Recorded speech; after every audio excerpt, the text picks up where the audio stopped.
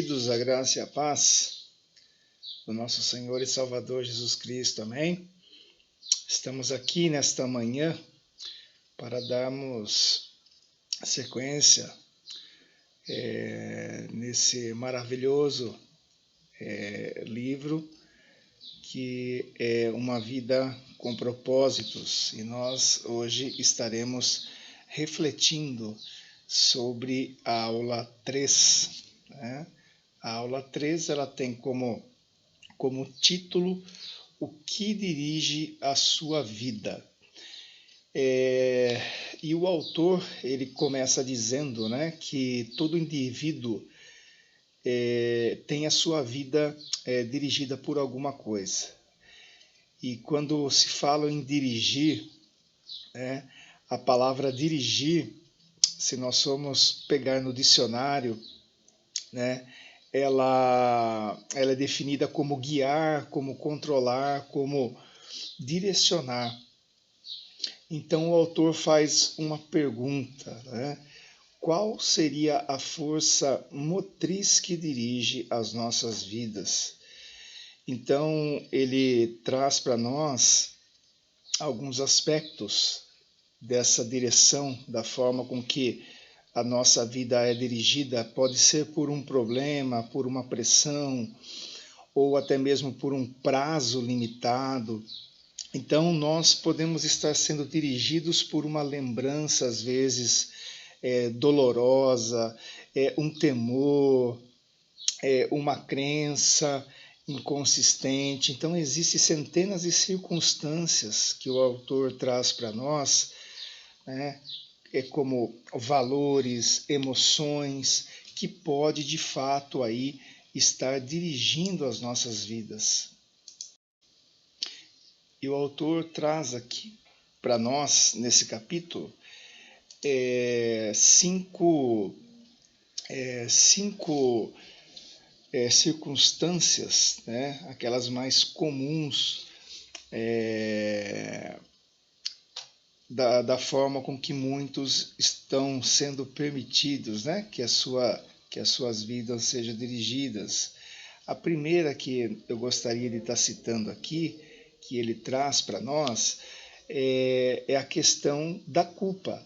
Né? A questão da culpa que muitas pessoas, né, elas acabam vivendo a vida inteira, né, fugindo ali do remorso, né, ocultando muitas vezes até a vergonha.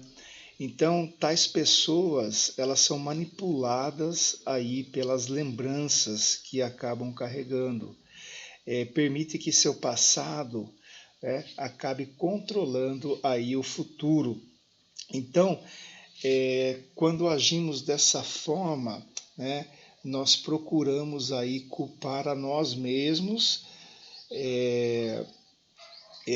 por sabotarem, né, e acabamos sabotando aí o próprio sucesso. E ele fala aqui sobre Caim, né, quando Caim, ele lá em Gênesis 4:12, quando Caim ele pecou, né, a sua culpa, né, o seu pecado fez com que ele se separasse do Senhor. E diz assim o texto: você será um fugitivo errante pelo mundo. Né? Então nós vemos que ali Caim ele recebeu uma marca, ele pecou, ele se separou de Deus, e a partir daquele momento, né, ele teve uma vida completamente ali separada do nosso Deus. Então isso descreve muitas vezes aí a maioria das pessoas, né? Pessoas que ficam perambulando pela vida aí sem propósitos. E é isso que o pecado, né? O pecado é o grande vilão, né, que causa essa separação. E nós temos que tomar cuidado, porque se nós não abrirmos os olhos em relação ao pecado, nós corremos esse risco aí de estar separados do nosso Deus e estar aí vivendo de fato uma vida, né, completamente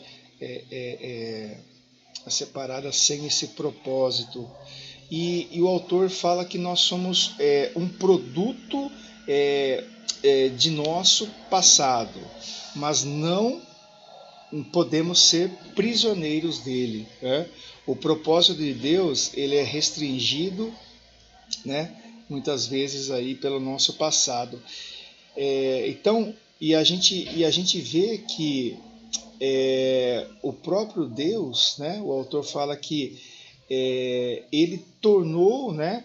Algumas pessoas, alguns personagens da Bíblia, né? Algumas pessoas errantes, algumas pessoas que se permitiram dirigir dessa forma, né? Ele transformou a vida dessas pessoas, né? As pessoas que viviam ali com aquele sentimento de culpa, de remorso. Uma dessas pessoas, aí a gente vê que foi Moisés, né? Moisés ele era um assassino e Deus ali, através, né, da sua dentro do seu plano, da sua misericórdia, fez dele um líder, né? O autor traz também que Gideão, né, que era um covarde, né, e Deus fez dele um grande herói. Então, o autor fala que Deus ele pode, né, ele pode mudar o rumo da nossa trajetória, né? Ele pode fazer coisas maravilhosas aí com o restante das nossas vidas. A gente não precisa ser um errante na vida, assim como a gente vê aqui a história do próprio Caim. Então Deus ele é poderoso para transformar as nossas vidas através do nosso Senhor e Salvador Jesus Cristo.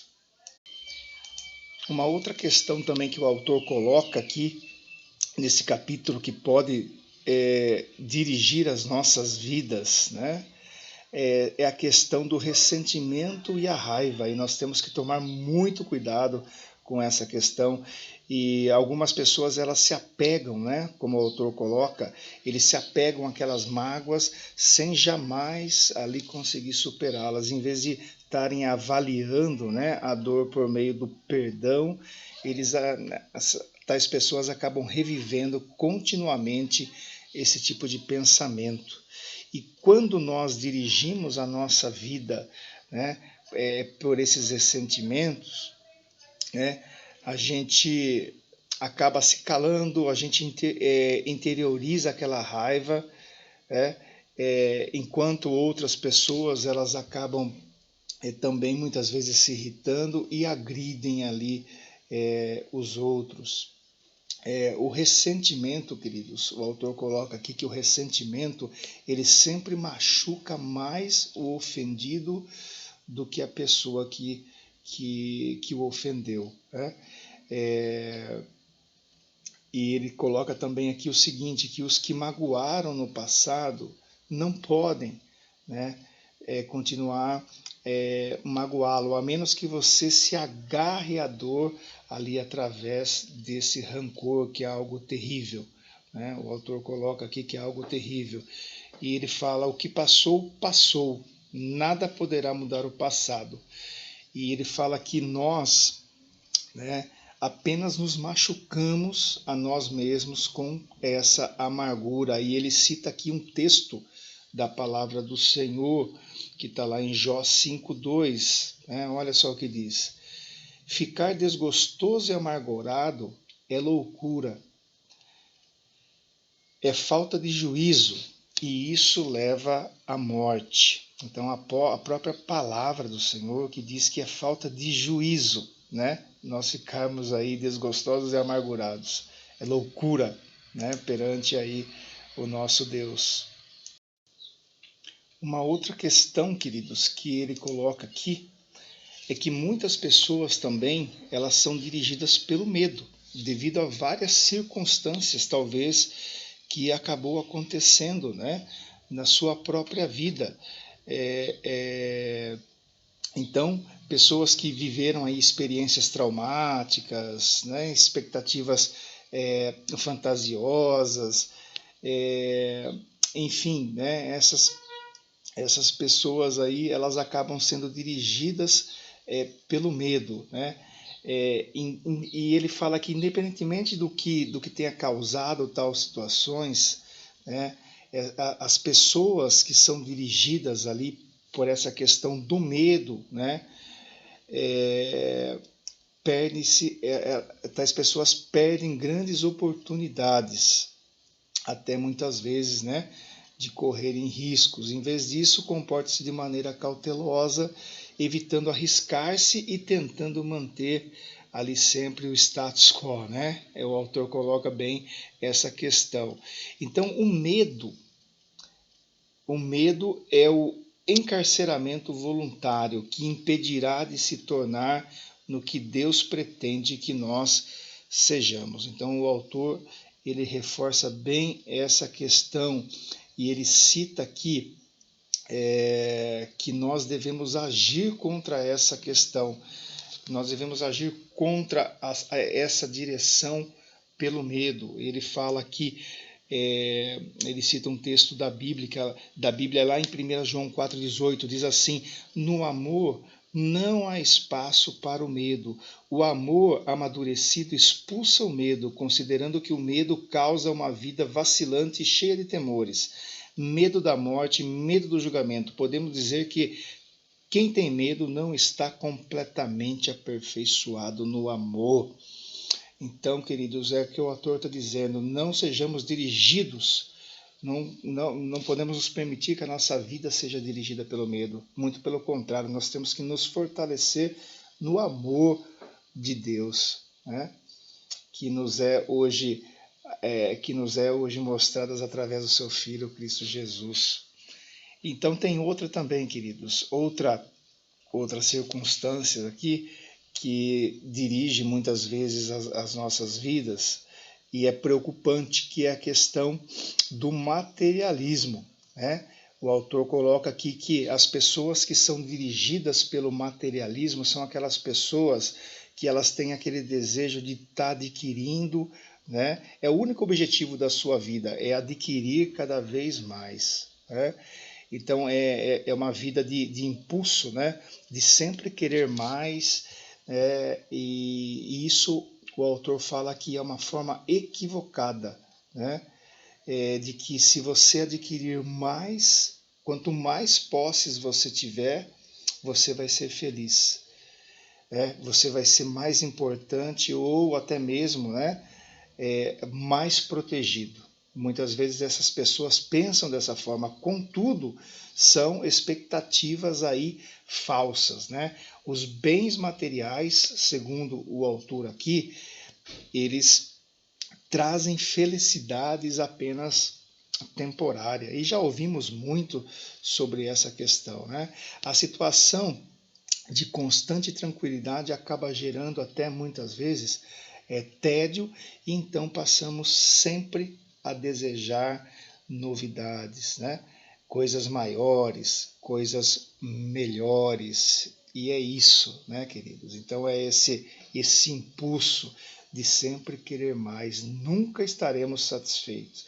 Então é um perigo deixar que nossa vida seja dirigida pelo materialismo. E também o autor coloca aqui que é um mito a concepção de que quanto mais bens adquirir, mais importante nós seremos, né? Autoestima e riquezas materiais não são sinônimos.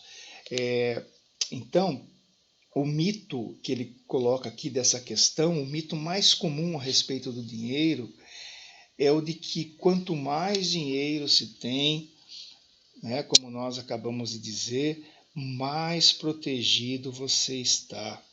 E isso, queridos, isso é uma grande mentira, como o autor coloca aqui. Isso não é verdade, porque riquezas podem ser perdidas num piscar de olhos. A verdadeira segurança só pode ser encontrada, segundo o autor, só pode ser encontrada naquilo que jamais poderá ser tomado de você. É o seu relacionamento com Deus através do nosso Senhor e Salvador Jesus Cristo. Amém? E um último aspecto não menos importante que o autor coloca é a seguinte situação, que muitas das pessoas elas se permitem, né, elas se permitem serem dirigidas pela necessidade de aprovação. E também isso é um problema, porque algumas pessoas, segundo a visão do autor, elas permitem que essas expectativas alheias, né, muitas vezes de pais, né, de filhos, amigos, acabem controlando a sua vida. A gente vê que muitas pessoas, né, muitas pessoas adultas ainda tentam conseguir de todas as formas a aprovação ali, né, até muitas vezes de pais que não estão satisfeitos. Então isso é um problema. Então muitas pessoas, né, segundo o autor, elas são dirigidas por pressões, né, pela pressão social, do grupo que muitas vezes pertence, sempre preocupados com o que os outros podem pensar. Infelizmente, o autor coloca que os que seguem a multidão quase sempre acabam perdidos nela. Esse é o ponto que o autor coloca, né? E ele deixa claro também, né, que ele não conhece todas as chaves do sucesso, mas uma chave para o fracasso é tentar satisfazer a todos. Tentar satisfazer a todos. Aí ele cita aqui Mateus 6:24, que o nosso Senhor coloca, né? Ninguém pode servir a dois senhores. Nós jamais podemos satisfazer, né, a Deus e aos homens, né, a dois senhores. Outras influências aí que o autor coloca, né, queridos, ainda podem dirigir a sua vida, mas todas levam ao mesmo impasse, né? Potencial ali não aproveitado, estresse desnecessário e uma vida, aquela sensação, né, ali daquela vida não realizada. Então a gente tenta por, né, de todas as formas ali tá satisfazendo, né, ali muitas vezes o anseio, querendo aquela aprovação e aquela sensação de uma vida não realizada. E então é isso que o autor coloca, né? Então, só para recapitular aqui, então ele inicia esse capítulo dizendo assim, olha, tomem cuidado, né? Tomem cuidado,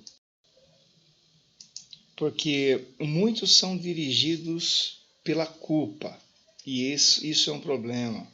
Muitos são dirigidos pelo ressentimento e pela raiva, que também é um problema. O terceiro problema que ele coloca aqui, muitos são dirigidos pelo medo. O quarto problema que ele coloca aqui, muitos são dirigidos pelo materialismo. E o quinto problema, muitos são dirigidos pela necessidade de aprovação. Então ele pegou essas 5 áreas, queridos, e se nós analisarmos e fizermos uma leitura do cenário, é o que de fato acontece hoje, né? Então, se nós não tomarmos o cuidado, nós estaremos nos permitindo que a nossa vida seja dirigida dessas formas aqui. Então, o autor ele coloca essa preocupação, né? E aí, agora ele vem falar das vantagens, né, de uma vida aqui dirigida dentro de um propósito, né? A gente vai ver aqui alguns aspectos aqui, alguns pontos que o autor vem falar. A vantagem de uma vida dirigida de fato, né, por propósitos. E um primeiro aspecto, né, quando ele fala de uma vida de fato, né, com propósitos, ele diz o seguinte aqui num primeiro ponto: conhecer o propósito de sua vida faz com que ela tenha sentido. Conhecer o propósito. E ele já deixa bem claro, queridos, na visão dele, que o propósito da nossa vida está em Deus, né? A vida não tem propósito sem Deus. Sem um propósito, o autor coloca aqui, que a vida ela não faz o menor sentido. E sem um sentido, a vida não tem relevância nem sequer esperança. E aí ele cita alguns textos aqui da palavra do Senhor. Ele cita aqui o texto, né? O primeiro texto aqui que ele fala de Isaías, né? Que quando Isaías ele fez uma queixa. Tenho-me afadigado sem qualquer propósito. Tenho gastado minha força em vão e para nada. Isaías 49, versículo 4. E no livro de Jó também, Jó disse, meus dias são vazios e sem esperança. Jó 7,6, o autor cita. E detesto a vida, não quero mais viver. Deixa-me em paz, pois a minha vida não vale nada. Jó 7,16. Então, queridos, a maior de todas as tragédias, né, que o autor deixa claro para nós aqui, não é a morte em si, mas é essa falta de propósito em Deus, né? Essa falta de propósito em Deus, né? É essa sensação, né, de que nada foi realizado, que existe aquele completo vazio, né? E então o autor coloca muito bem essa questão, que, né, e fala também, ele se refere à questão aqui dessa esperança, né, dessa esperança no Senhor, que essa esperança, né, é tão essencial para a vida quanto o ar e a água aí. Então, ele fala que é preciso esperança para lutar, é, para se achegar ao nosso Deus, e através dele, é nele que nós conseguimos ter essa vida de propósitos, né? Através dele, né? Pela sua obra graciosa, né? Através do nosso Senhor e Salvador Jesus Cristo. E ele fala no final aqui desse primeiro ponto, que é para nós, de fato, não desistirmos. Porque quando a gente não desiste, a gente busca, a gente se ajoelha perante o nosso Deus, clama né, por perdão, por misericórdia. O Senhor, ele faz mudanças maravilhosas vêm acontecer nas nossas vidas. E quando nós nos permitimos que isso aconteça, queridos, né, estaremos conectados com o nosso Deus, né, ouvindo dele tudo aquilo que ele tem, né, para as nossas vidas, e com certeza começaremos a viver aí de fato essa vida que o autor coloca com propósito. Deus diz assim, olha só,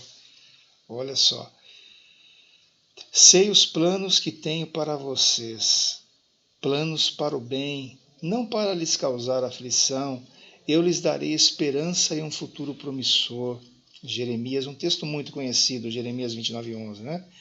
Então talvez nós estejamos com a sensação ali de estar enfrentando, né, um problema muito grande, né, que não tem solução, mas o autor coloca aqui, né, que a Bíblia diz assim, que Deus, né, lá em Efésios 3:20, o apóstolo Paulo diz assim, que Deus ele é capaz de fazer muito mais do que nós jamais ousaríamos pedir ou mesmo imaginar, infinitamente além de nossas mais sublimes orações, anseios, pensamentos ou esperanças. Esse é o nosso Deus, queridos. Ele pode fazer muito mais. Muito mais. Um segundo ponto aqui, queridos, que ele coloca, né, para que possamos viver, né, uma vida com propósito, é o conhecer o propósito, que tal propósito ele simplifica a vida. Então, conhecer o seu propósito, né, em Deus, em Cristo Jesus, simplifica as nossas vidas. E quando ele coloca essa questão, ele diz assim que o propósito ele é o padrão pelo qual você avalia as ações, né? Quando você tem um propósito, né, de Deus, você avalia para saber quais são essenciais e as quais não são. Então, é uma pergunta simples que o autor coloca: essa ação me ajudará a cumprir de fato o propósito de Deus para a minha vida? Então, sem um propósito claro, o que acontece, queridos? Né? Sem um propósito claro, o autor fala que nós perdemos aquele alicerce para fundamentar as nossas decisões, né? Dividir o tempo e empregar os nossos recursos. Então, a tendência será tomar ali as decisões com base nas circunstâncias, né? Nas pressões do momento, ou seja, nós ficamos ali, né? Girando ali, né? Girando à toa, né? E enfim, nada acaba acontecendo. Então, quem não conhece o propósito exagera muito nas atividades, e isso muitas vezes acaba causando, né, os estresses, fadigas, os conflitos. Então, e ele coloca aqui também, queridos, que dessa questão do propósito simplificar, que é impossível fazer tudo o que as pessoas querem que você faça. É impossível. Você já tentou fazer tudo? É impossível mesmo, né? Então, seu tempo, o nosso tempo, né, o autor coloca que ele é suficiente apenas para fazer a vontade do nosso Deus, né? Nós temos tempo de fazer ali a vontade do nosso Deus. Se não consegue, né, se nós não conseguimos realizar por completo, significa que nós estamos aí tentando fazer mais do que Deus pretendia que fizéssemos. Então ele cita aqui, queridos, né, em que uma vida dirigida, né, por propósito nos conduz a um estilo de vida mais simples e a uma agenda mais saudável. Ele cita aqui Isaías 26:3, olha só, um dos textos é Isaías, mas ele também cita um outro texto aqui de Provérbios, Provérbios 3:7, olha aqui. A vida presunçosa e cheia de pompa é uma vida vazia, mas a vida simples e sincera é uma vida plena.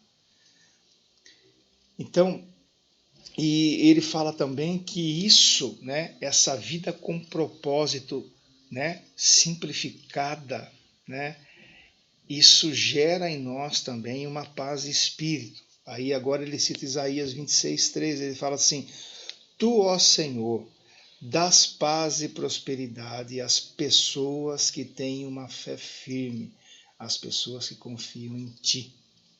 Né? Se referindo que as pessoas que têm uma fé firme, as pessoas que confiam em Ti,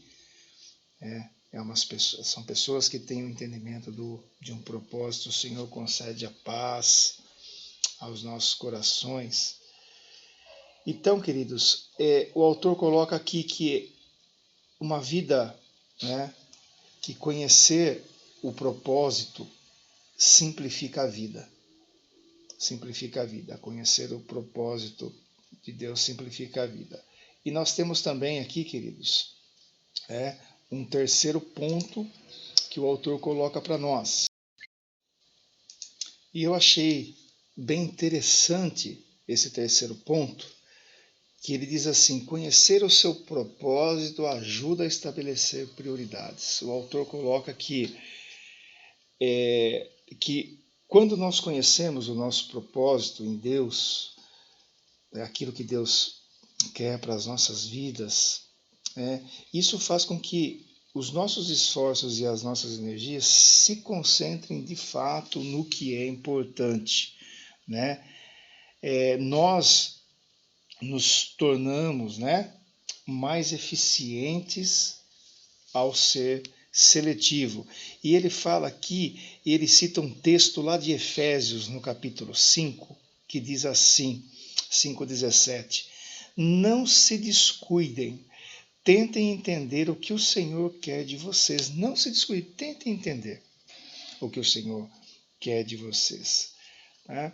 Então, a capacidade, queridos, o autor coloca, a capacidade de concentração, ela pode ser verificada na luz, né? Ele fala que quando a luz ela é difusa, ela tem um impacto e energia reduzidos, mas quando, né,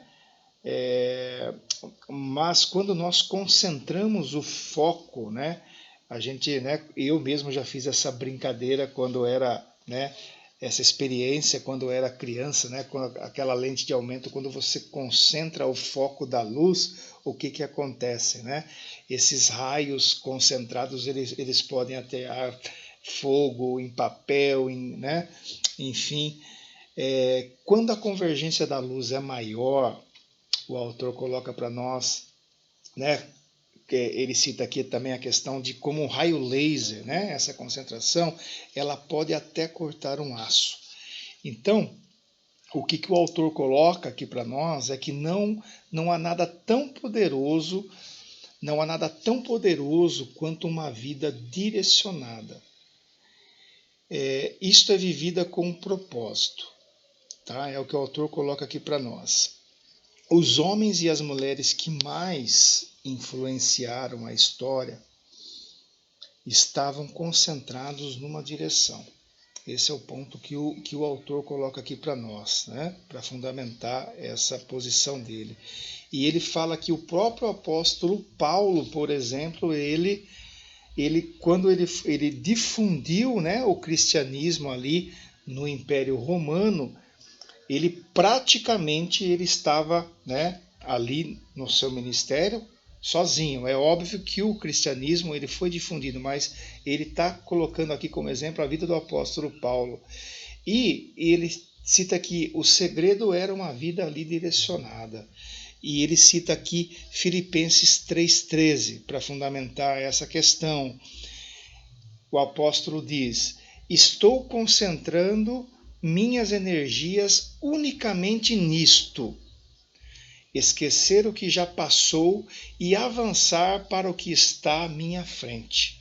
Então a gente vê aqui nesse texto, né, o autor se fundamenta que o próprio apóstolo Paulo, ele direcionou ali, né, ele se concentrou ali na luz, né, naquele alvo que ele tinha, naquela meta que ele tinha, né, que nada mais é que Cristo Jesus, né, expandir o reino de Deus, né, mostrar para aquelas pessoas a salvação, né, pregar o evangelho, implantar as igrejas, era o único foco que o apóstolo ali tinha.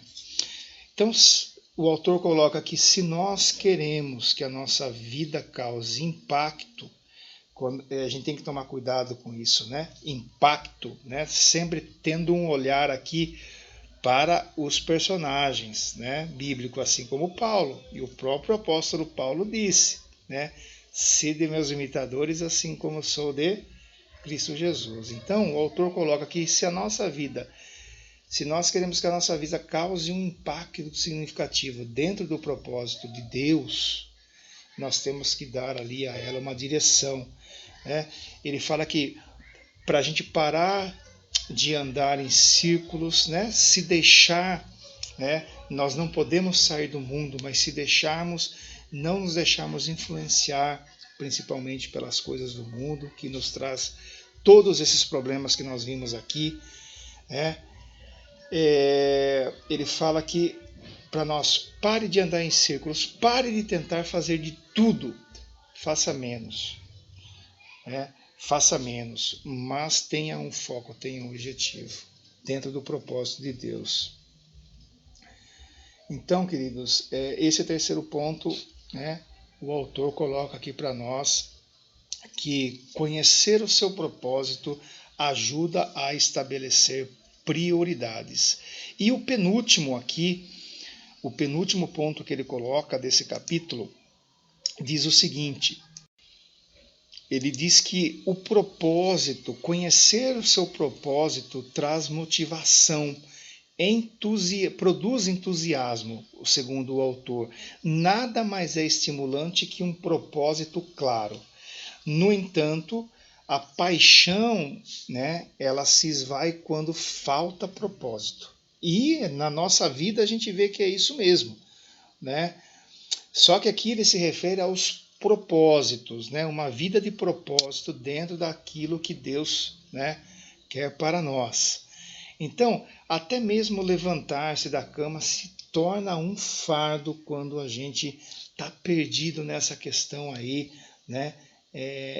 Quando a gente não tem definido muito bem, né? Esse propósito. Então, normalmente é um trabalho que fica meio sem sentido e acaba nos esgotando, né? Consome toda a nossa força, nos rouba o nosso prazer. E é assim que o autor coloca para nós e é que de fato acontece, né, queridos? Então, esse ponto aqui, ele reafirma que quando a gente conhece os propósitos, isso, né, nos traz motivação, né? Nos traz motivação. E o último ponto, para a gente encerrar a nossa aula de hoje, aqui dentro desse tema, né? O que dirige a sua vida, né? Ele vem colocar aqui o seguinte, que conhecer o nosso propósito vai nos preparar para a eternidade. Então, ele coloca que muita gente passa a vida, o autor coloca que muita gente passa a vida tentando criar um legado. E sempre, né, quando você procura criar um legado, é com o intuito que você seja lembrado aí depois de partir. Entretanto, o autor coloca que o que em última análise mais importa não é o que os outros dizem sobre a sua vida, mas sim o que o Senhor diz a respeito de você. Se é que você vai deixar o legado, né, isso você tem que ter em mente que é dentro de um propósito para Deus. Né? O que Deus vai dizer para você? Não o que as pessoas, porque o que você deixa de legado, isso com o tempo ele vai sendo esquecido.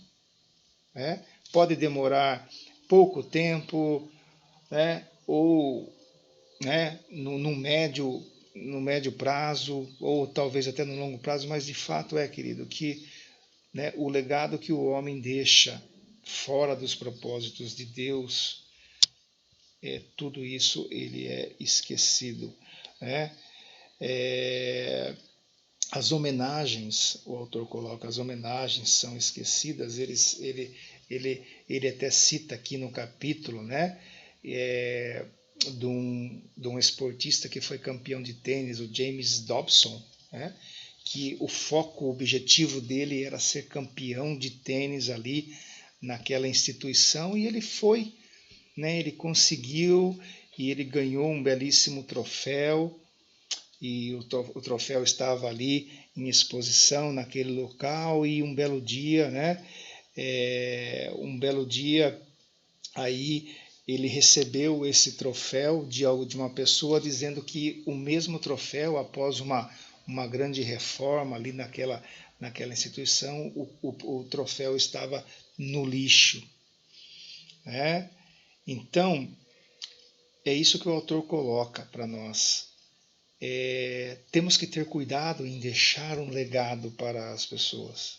Né?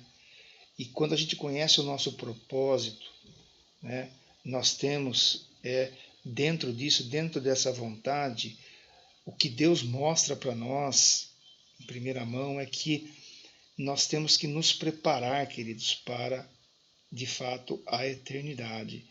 Porque um dia, todos, né, todo esse legado nosso, né, como aconteceu, todos os troféus, eles serão um dia jogados no lixo por alguém. Então, viver para criar um legado é um objetivo sem perspectiva. Aqui, quando a gente se refere ao mundo, né? Uma utilização mais sábia que o autor coloca aqui do tempo é construir um legado eterno. Isso tem que ficar claro e evidente aqui na ideia do autor. E aí ele fala, né, queridos? Ele fala que um dia, né, estaremos diante do nosso Deus, né? E todos, né,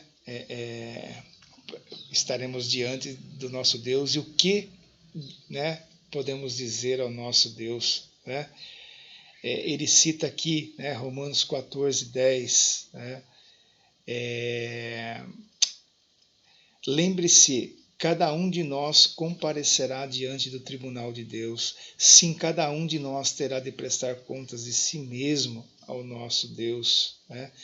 Então, queridos, temos que tomar cuidado também com isso, porque quando nós somos alcançados pela graça de Deus e temos um conhecimento daquilo que Deus quer para as nossas vidas, o nosso propósito, a partir daquele momento, ele se torna um propósito eterno, né? Né? E o nosso Deus, estaremos perante o nosso Deus um dia, né? E o que Deus espera de nós, queridos, é que de fato nós possamos atender, né, ao seu chamado, ao propósito eterno. E aqui o autor fala que Deus, ele praticamente ele fará duas perguntas, né, para nós. A primeira é, né, o que você fez com o meu filho Jesus Cristo, né, no sentido, né, de assim, olha, você entendeu, você foi chamado, né, dentro de um plano de salvação, você entendeu a graça, né? O que você fez com isso, né? Quando a gente, né, quando a gente vê lá que, né, o autor coloca, você aceitou o que Jesus, né, fez por você, você creu de fato, você aceitou, aprendeu a amá-lo, aprendeu a confiar, né, aprendeu a seguir os seus passos, né? E ele cita aqui João 14:6, que diz assim, né? O próprio Senhor Jesus diz assim: eu sou o caminho, a verdade e a vida, ninguém vem ao Pai a não ser por mim. Então, o autor coloca aqui duas questões. A primeira é: o que você fez com o meu filho Jesus Cristo? Né? Segunda questão: o que você fez com o que eu lhe dei? Aqui ele fala, queridos, ele se refere à questão assim, né, de tudo aquilo que Deus faz por nós em termos de dons, de talentos, né, do serviço, como que nós de fato aproveitamos isso que foi precioso da parte de Deus para nós, né? Como nós utilizamos isso, né? E isto né, o que você fez com a sua vida, com todas as dádivas, né, talentos, oportunidades que você teve, a sua energia, os seus relacionamentos, os seus recursos, enfim, tudo que, né, Deus nos deu. A questão é, né, queridos, nós gastamos tudo isso com nós mesmos ou nós fizemos deles para um propósito de Deus? E o propósito de Deus é o que recebemos, nós, né, assim repassamos, que é mostrar a Jesus Cristo, a graça de Deus, a salvação, né, para que nenhum se perca, né, nenhum se perca. Então o autor vem colocar isso, né?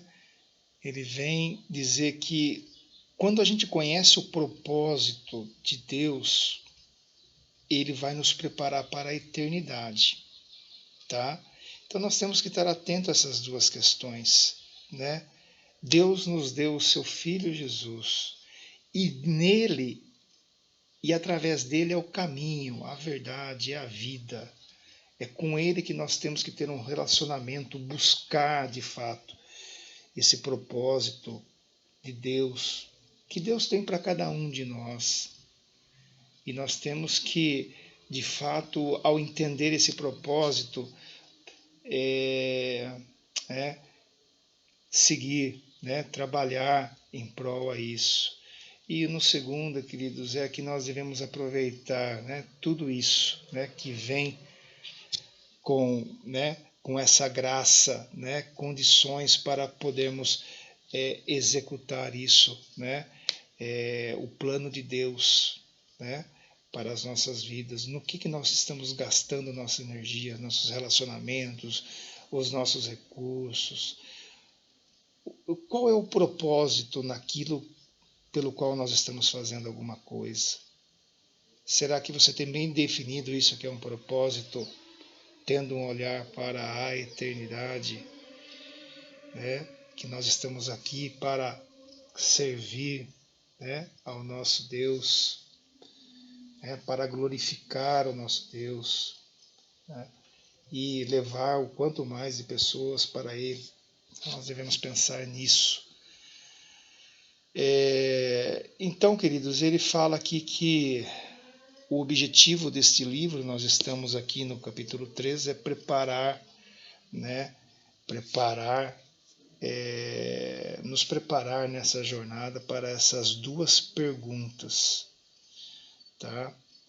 Então, a primeira irá determinar onde você passará, onde nós passaremos ali a nossa eternidade. E a segunda, determinará o que nós faremos ali, queridos, na eternidade. E o autor coloca aqui, quando ao terminar o livro, nós estaremos aí prontos, para responder aí essas duas grandes perguntas, ok? Então, se você tiver o livro em mãos, você vai ver que esse é o terceiro dia, É uma jornada de 40 dias que o autor mostra para nós, uma vida com propósitos, viver uma vida com propósito. Mas como nós estamos trabalhando aos domingos, então nós podemos dizer que nós estamos aí nessa terceira semana, para a gente ir caminhando aí nessa direção. Então eu gostaria de agradecer a todos. Estaremos novamente aqui na semana que vem, na próxima aula, aí com a quarta lição deste precioso livro. Que Deus nos abençoe.